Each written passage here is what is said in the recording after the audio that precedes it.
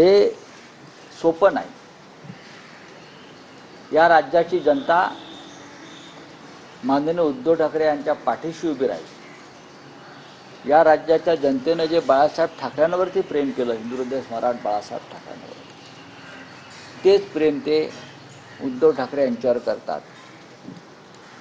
त्याच्यामुळे गुजरातमधून औरंगजेबाचे कितीही चेले चपाटे आले गुजरातमधून, तरी त्यांना महाराष्ट्रात शिवसेनेला खतम करता येणार नाही, ठाकरेंचं नेतृत्व संपवता येणार नाही।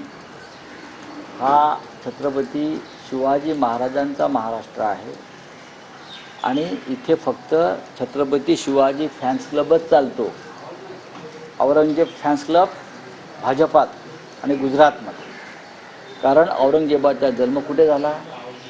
गुजरातमध्ये झाला।